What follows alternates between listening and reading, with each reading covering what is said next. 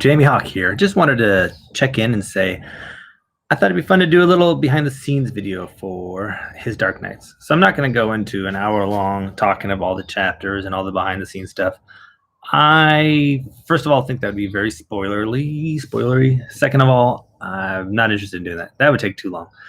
So what I do want to do is just talk about where the idea came from, what it is, does it fit into other book series and whatnot, all that stuff. Is it going to be a series? What's going on? So first of all, I'm very excited that this Kickstarter has funded.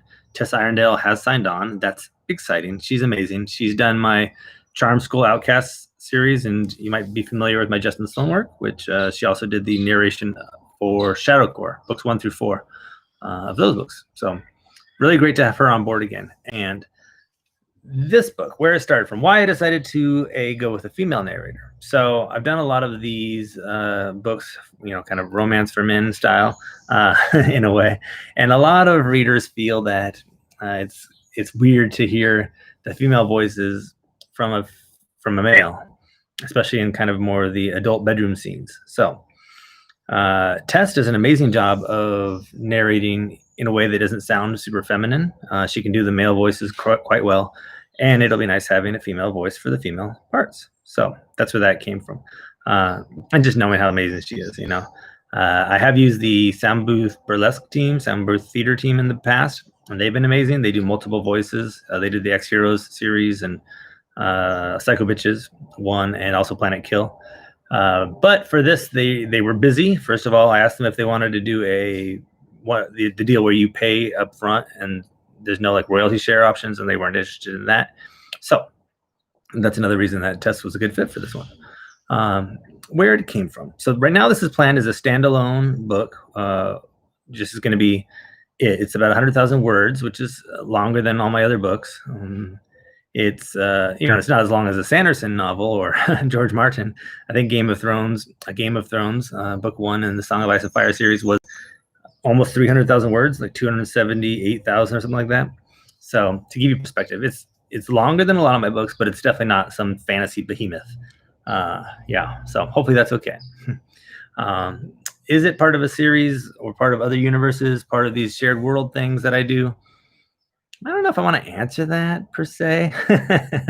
I will say that there is talk of King Arthur in my Stone Cold Mage series. The mages in that, the witches, start off at a time in history, quotation marks, where King Arthur was alive and magic and all that stuff.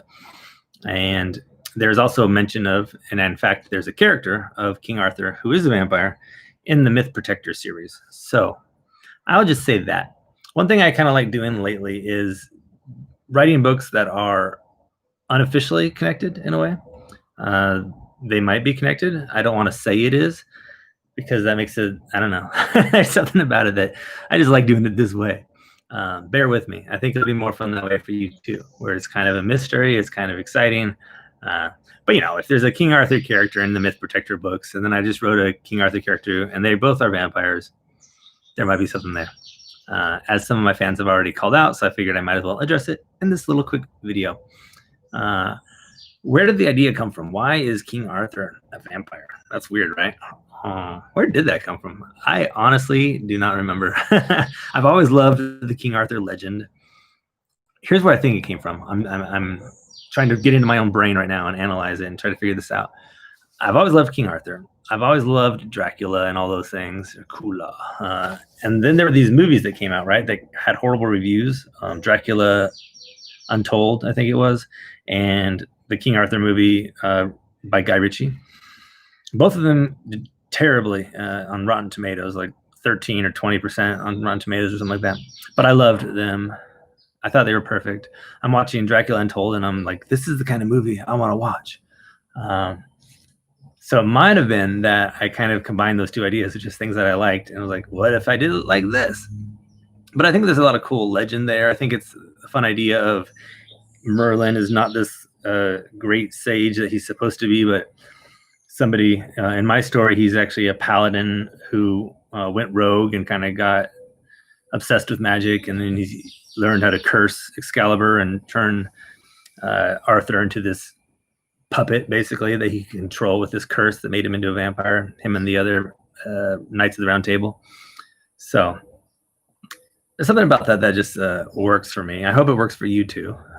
I think it's a lot of fun to write, and the idea of King Arthur, who's historically been this great king, and in my book he still can be that, but he's also grappling with these very dark inner demons, which is basically the vampire, the urge to drink blood, the question of can he be this great king if he is a vampire, these kind of things. So I think it's a lot of fun to play with history, alternate history. These kind of books are fun to read, fun to play with, especially if they have a fantasy angle to them. The first book I ever wrote actually was based on the Peloponnesian War, and I did this whole thing where I changed it up and made it kind of epic fantasy, but more in the Game of Thrones style, where it builds into the magic. It doesn't start off right away with having that, so it's not so obvious. So it's my likes. If it's your likes too, then we all win. Yeah. Let's see. Is there anything else I want to address here for people who don't know what is harem? Because this is kind of in the harem genre. Basically, it means one man with multiple female lovers. For the definition of what I'm doing, my Western harem, my style, and yeah, if you're into that, yay! And that's why I called it earlier like a romance for men. Some of these kind of books get more into weird things that I'm not going to touch on, like slavery and sexual situations that are not kosher. And yeah, that's not my style. It's not what I do. I am a person of moral values, and I still approach my writing in the same way. I'm not going to go, I know there's an audience for that stuff, I guess is what I'm saying, and there's some authors who love to write that stuff, and that's not me at all, because it doesn't jive with who I am as a person, or what topics I want to explore in my writing. So enough said on that. I guess what I'll go back to one more step is the kind of creation process. So I actually had started writing King Arthur as a vampire, his Dark Nights, back probably 3 or 4 years ago. And at the time I was working with a mentor of a sort who I'm not on the best terms with anymore, but whatever.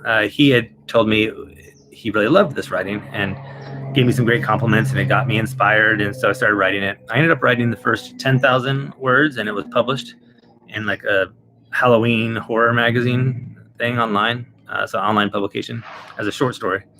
And from there I was like, I want to do this, but I never really knew how to approach the rest of it. I wasn't exactly sure what I wanted to do with it. I also liked the idea of vampires having covens and stuff, and it being a little more adult, and I knew my regular audience wouldn't be okay with that at the time. So it kind of worked out well that 3 or 4 years later, I came back to it once I had more of an established readership, more, found my voice, that kind of stuff. So to give you an idea too of where I've been writing, this is one spot right here on this couch here. I have this little situation in my backyard where I just write on this table out here, and it's great. You can hear the garbage trucks in the background right now, probably. My office is right in front of me over there when I write inside. So just some little inside scoop. I'm not going to get too deep into anything else because I don't want to have spoilers. Maybe I'll do another short video after the book is live and we can talk about all that. But if you want to get into conversations and have more detailed conversations, and maybe even some spoilers if you ask for them, we'll see. You can join my Facebook group. I think it's just Jamie Hawke or something like that. Jamie Hawke Readers, something. I'll put a link in there. And we also have a larger group called Harem Game Lit that you can check out. I'll try to put that in there too. And you can always contact me, jamiehawkeauthor@gmail.com, I believe. All right. That's so much for checking it out. Enjoy.